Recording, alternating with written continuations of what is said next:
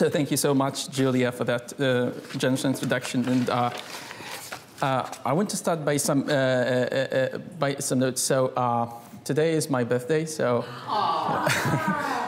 so the best gift that I would be given is not to give me hard questions at the end.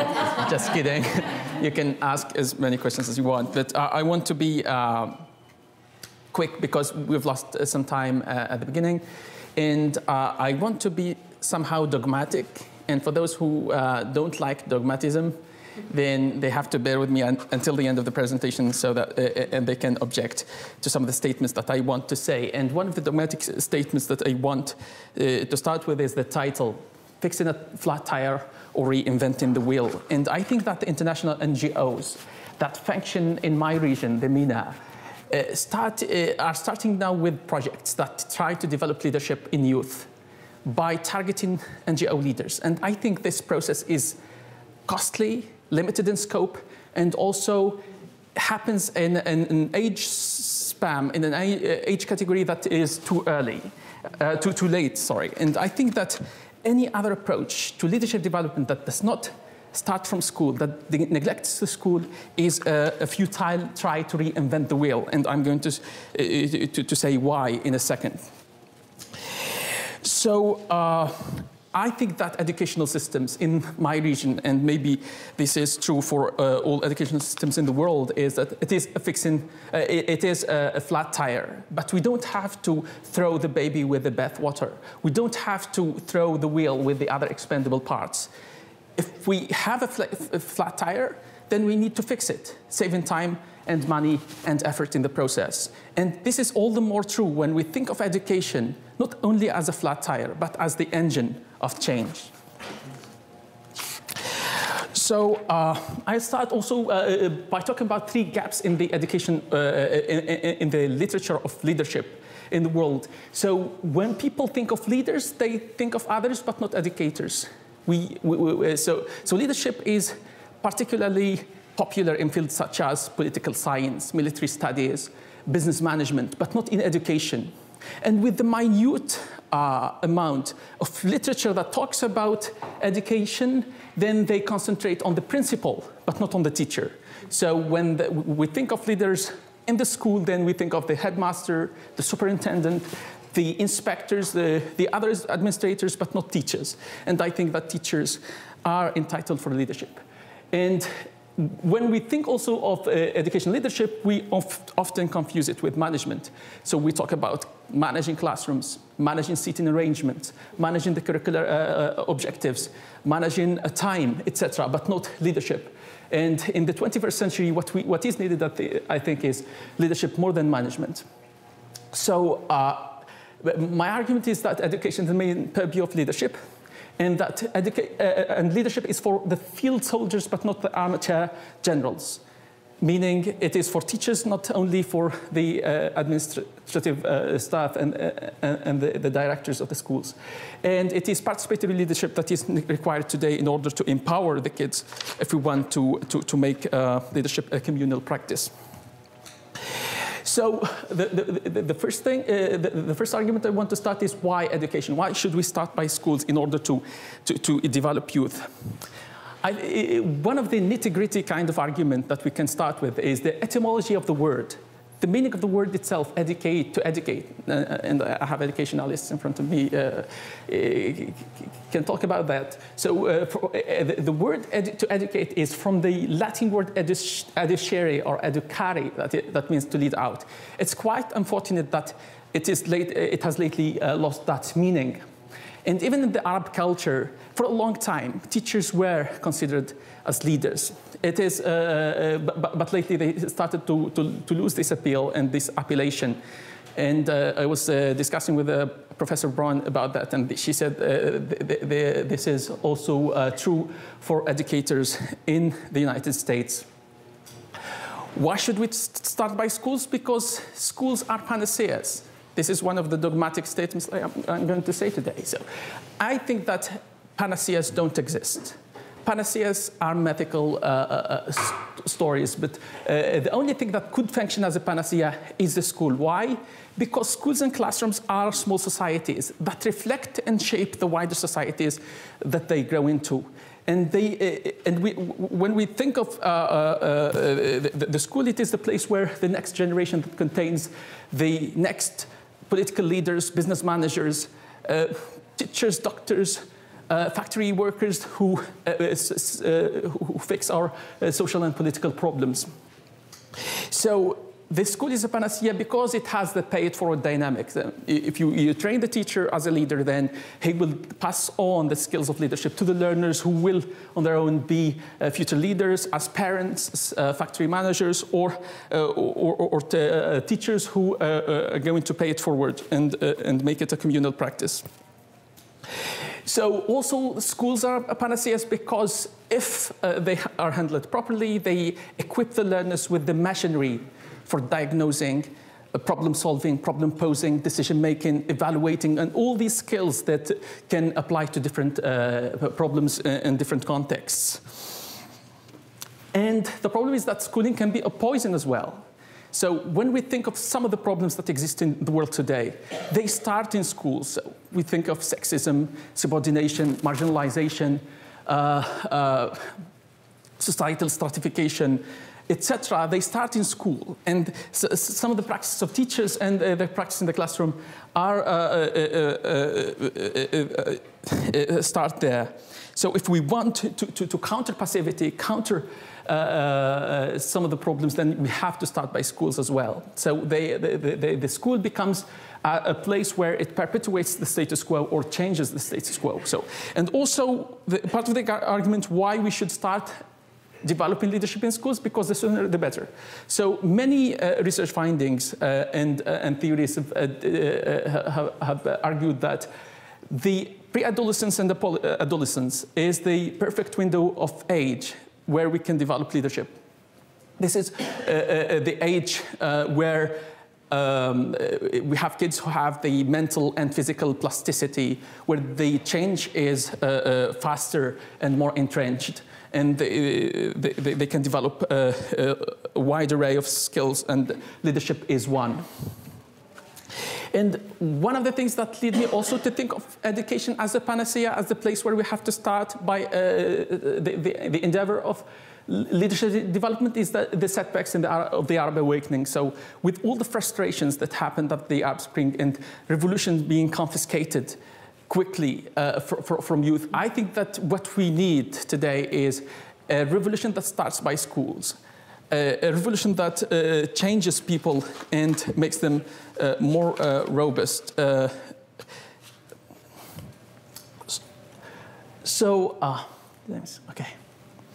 So here's the, I'm going to skip this. So the pay-it-forward dynamic of the school, where if we train teachers as leaders, then they can affect fellow teachers, learners, etc., in a pay-it-forward dynamic. And in a nutshell, education is the most powerful weapon that we can use in order to change the world, Nelson Mandela said. Now the question, why leadership? I think that management falls short in attaining any objectives in the 21st century. Then we cannot manage anything, any type of organization, and teaching is now exempt. So management is required in many of the things that we do today, but it is not sufficient per se, because, and educators, people who have practiced education know it, that every single classroom, every single moment is a new and unforeseen situation. And then they have to use their experimental knowledge and intuitive abilities and their risk-taking and decision-making abilities. They have to take decisions on the spot. They have to diagnose quickly behaviors and they have to adapt to those changing circumstances quickly. And because no one size fits all, then we have today, as we have always had, a student body who are different in their objectives, preferences, styles, strategies, and teachers have to cater for these differences and have to tailor the teaching in order to cater for that. And education for the 21st century is perfectly an education for leadership. Because if we cannot even imagine how tomorrow would look like, how can we prepare students for the future? And then the only way to do that is to give them the machinery, equip them with the tools in order to autonomize them and enable them to take decisions on their own.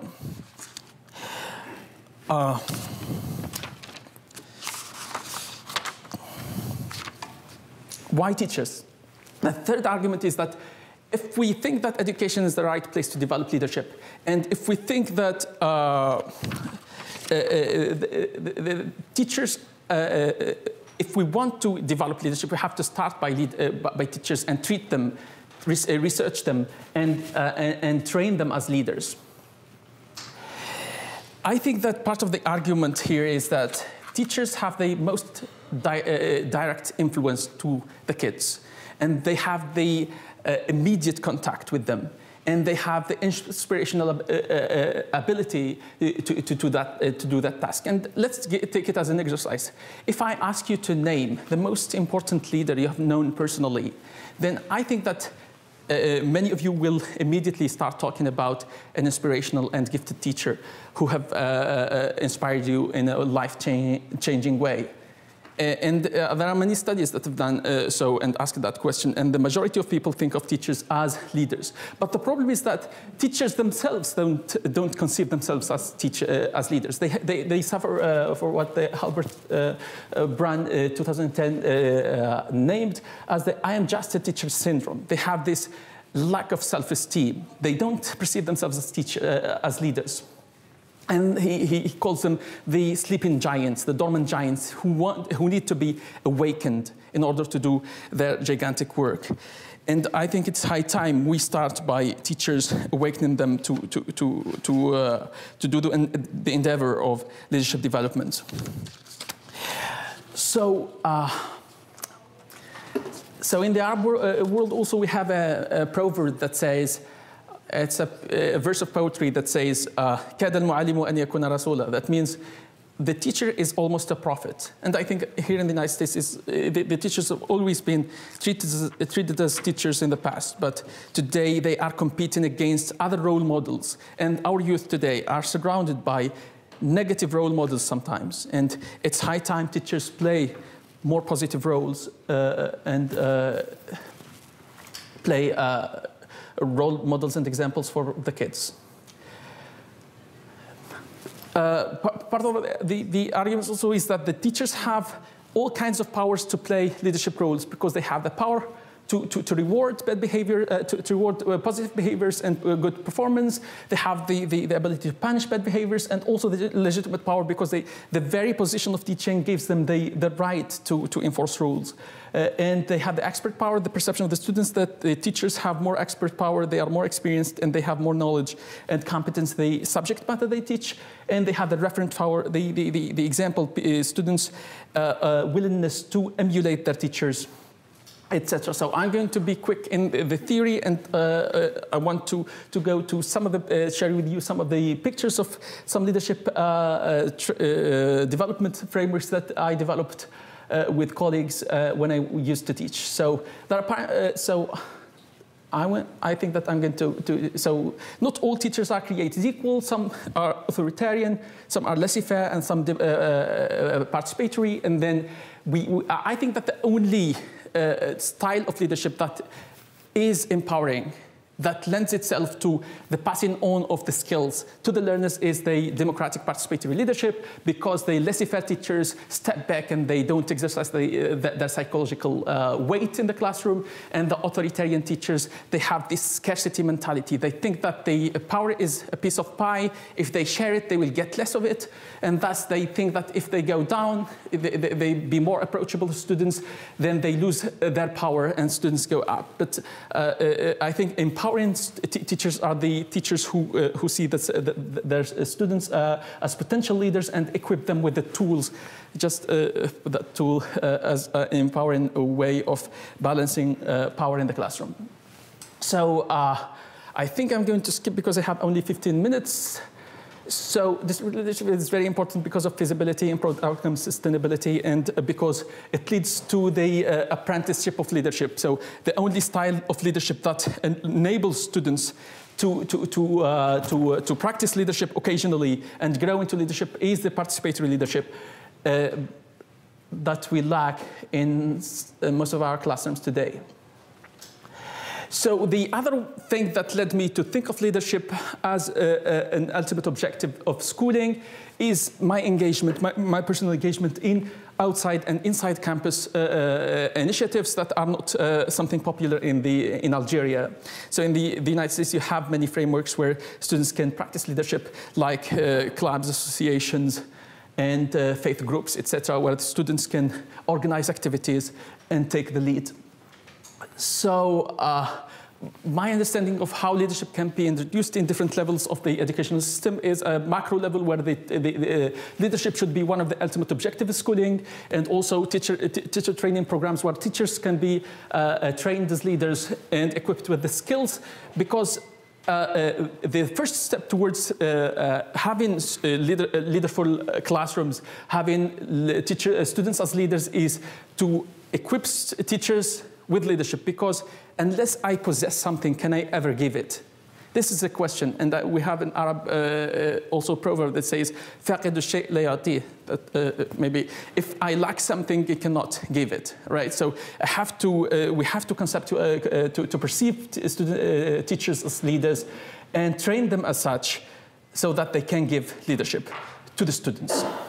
So I want to talk about my experience with schooling in Algeria. Although I am grateful for the teachers who taught me in my primary and secondary school, when I look back to those days, I think of the atmosphere was that we used to have dominant teachers who used to take most of the talk. So passivity, standardization, and memorizations are the main thing that characterized schooling at that time. And I used to shut up all the time. I did not used to question. And this is the thing that made me deserve the appellation of a good student.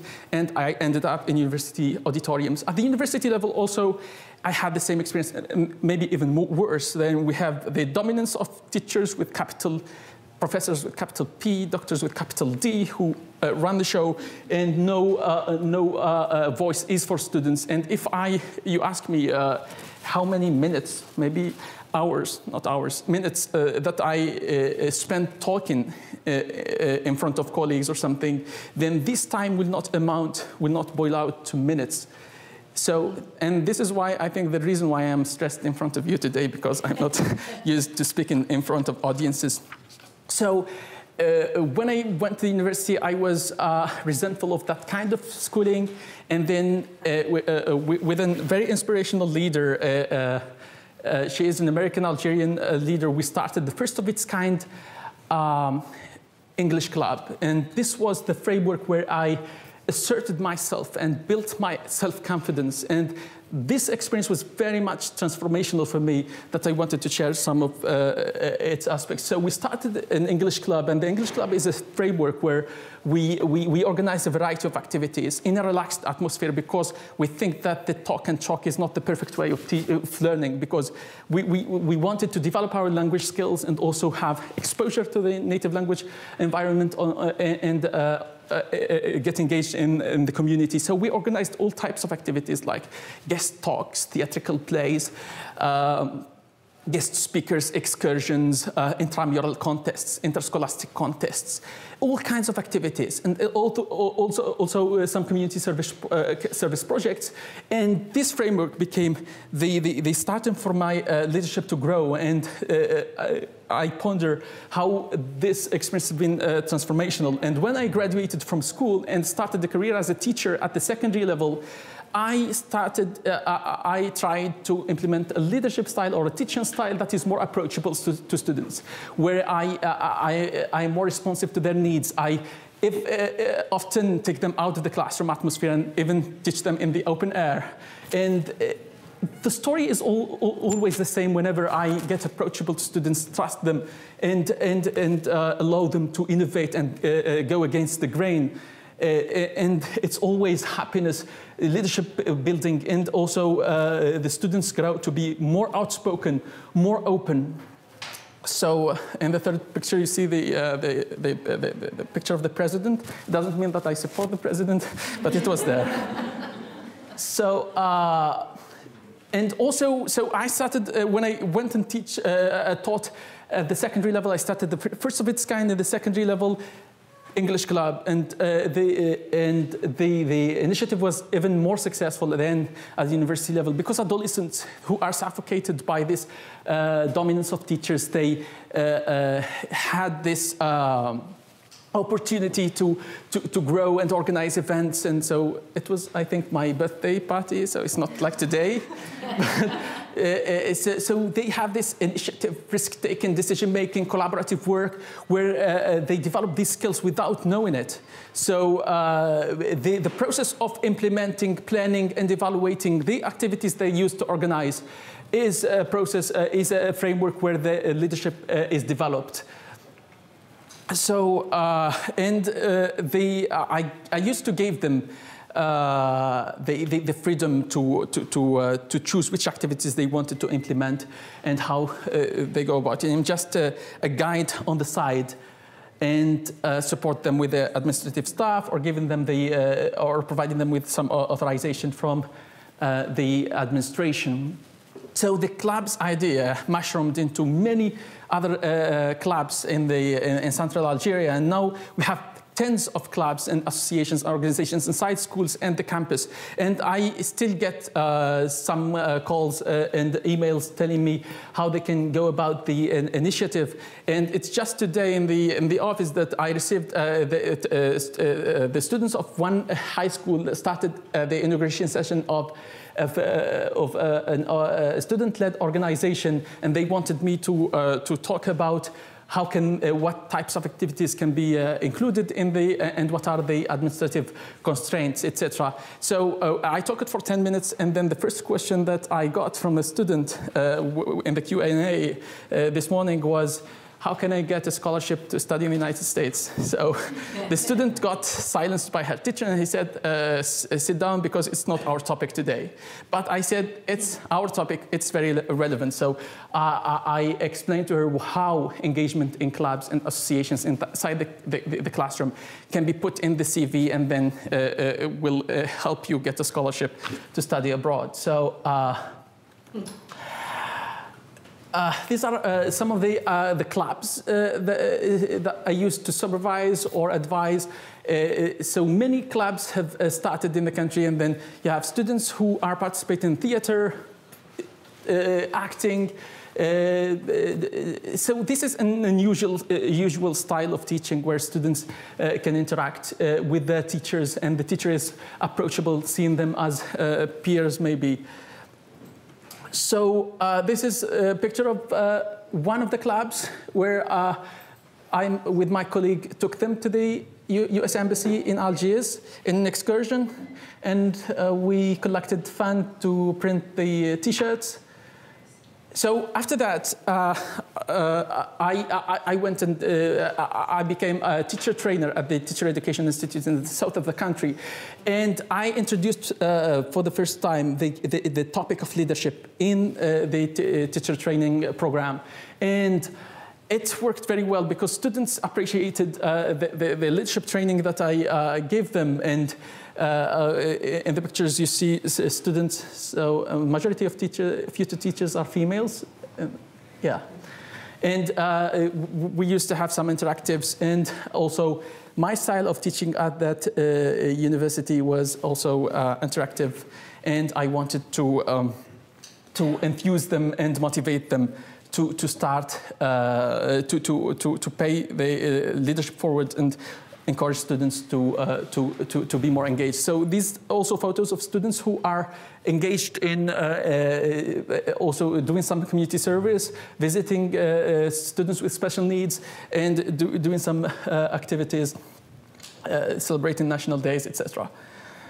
So I want to close this presentation with final remarks that teachers should be perceived and researched and trained as teachers, because in today's world we need future teachers, future leaders, and I think that associational life inside the classroom is the number one key element in order to developing an attitude of engagement in the wider society. So you cannot expect students who have been experienced and exposed to authoritarian and bossy teachers all the time to develop democratic ethos. You cannot expect students who have not been engaged in their most vital years of their lives, their adolescence and their youth, to grow into engaged citizens. And because whenever I help students go against the grain and go against the traditional ways of teaching, the story is always the same, and the result is always the same. Thank you so much.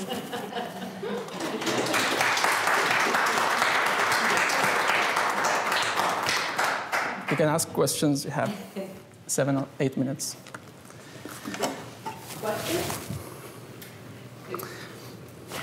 Actually, this is not the question I was expected to ask, but why in Algeria are most teachers or most teachers in training women?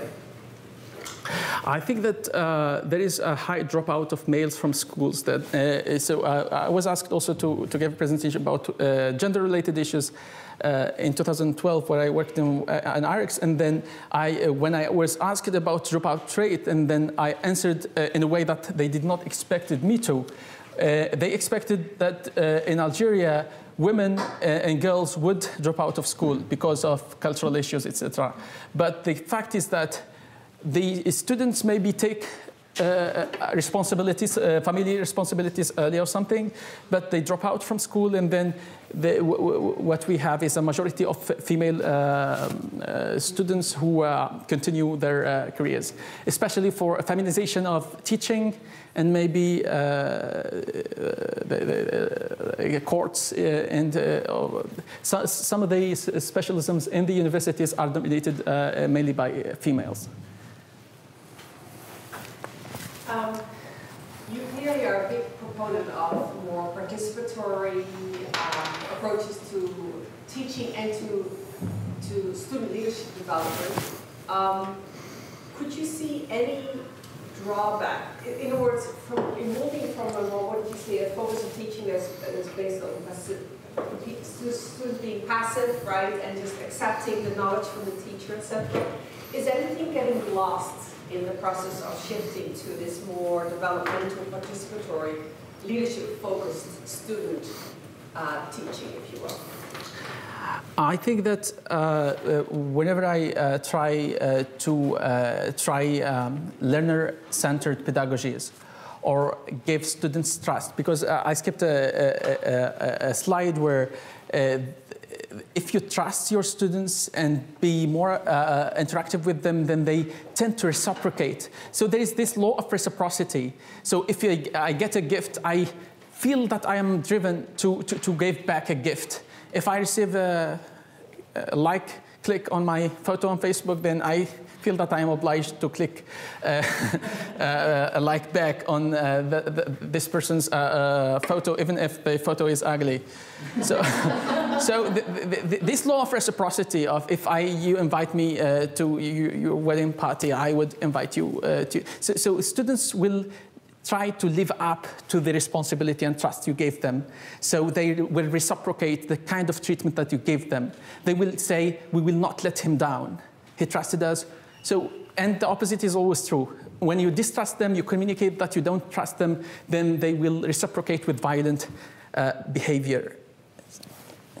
But still, do you feel that any value, any quality has gotten lost in shifting from traditional forms of teaching to this more what you stand for? Yes. Any qualities from student development point of view that are actually getting lost in the process? Yes. Any drawback to moving all the way to your style?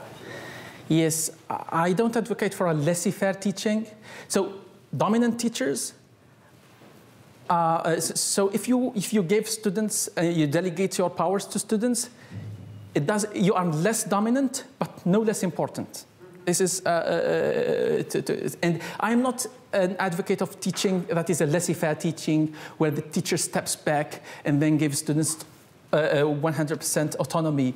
So the teacher's charismatic presence is always there. So this is why I think that teachers should play leadership roles in their psychological weight should be exercised inside the classroom. So I'm maybe in a middle place between autocracy and absolute freedom. In response you gave to the first part of that question, about reciprocity, and expectations, I think that answer assumes some sort of shared culture or values where what I'm doing for you is a gift, and so you reciprocate in some way. And I'm not sure about Algerian schools, but in the United States, part of what we're encountering in education is schools where you have many, many different cultures blending, and you find predominantly certain cultures in the teaching force that maybe aren't reflected in the student body in our urban schools. So you have differences of culture and values, and so I was wondering if you have any experience implementing this model in places that are multicultural, and maybe that looks different than what it does in urban schools, but still that same component of values that are different across student and teacher populations. Yes, we're not as diverse as the United States and Algeria, so we don't have immigrants, but we have differences, regional differences, and there are some cultural resistance to some ways, because when you start to innovate and try new styles that are not familiar styles to the teachers. So the pressure is that usually comes from your colleagues, because they construe some set of roles that you have to play. And when you play different roles and you try different things, then maybe you get some of the pressure because they think that you are playing around or you're not doing the job. So is that answering your question? So maybe the cultural some types of upbringing may resist to the culture of openness that you sometimes advocate for. Yeah, I think it's a great question, and I'm wondering whether the sort of law of reciprocity is something very widely shared. So sort of an interpersonal dynamic, and maybe less to do with particular cultural groups, but more to be almost a universal thing that happens among people. We sometimes say, I think it's related, we say children tend to live up to our expectations of them. So in a way, that's the same. Yes, it's that you're giving and then you expect that. You get what you expect, yes. Sometimes the spiral of trust or distrust is reversed. Sometimes you don't get what you expect. Sometimes you treat somebody with respect and trust, and then they reciprocate maybe the opposite. But in majority of cases, I guess, you get what you expect. You create your own world in the sense that expectations become self-fulfilling prophecies.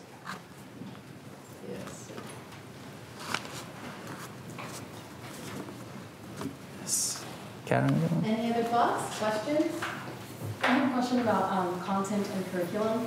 So I have experience with this method of teaching. I don't know if I've mentioned this to you, but in my high school junior history class, my professor refused to assign us like an actual textbook from a company. So the book we read was Lies My Teacher Told Me.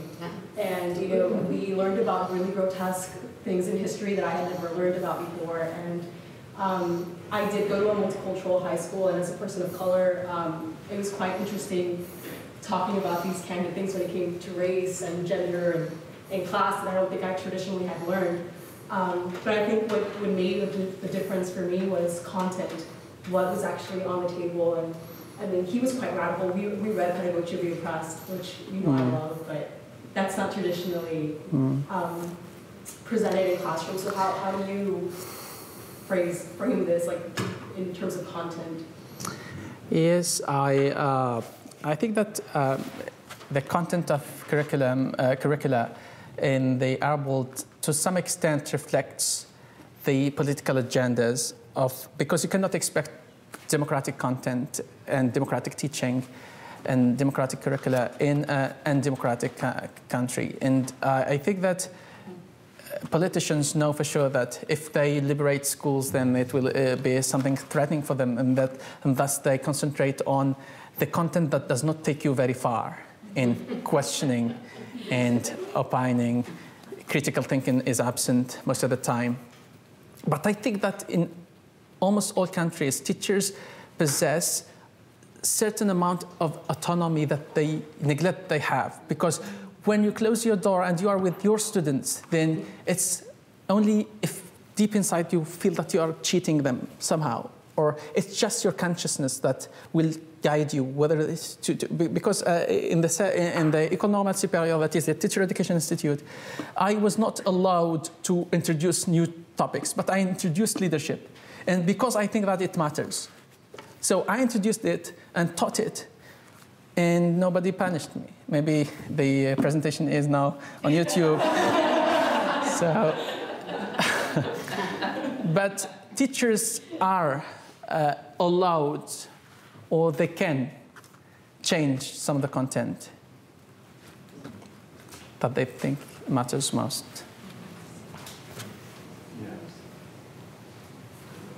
Any other thoughts or questions? Where can I get a copy of your book? So there are two books actually. So the second book is going to appear, and Dr. Brown is reviewing it. So the Apprenticeship of Leadership in Schools, and this, the first book is, I guess, Steve Parks have copies of it. So so it's on Amazon as well. So that's it.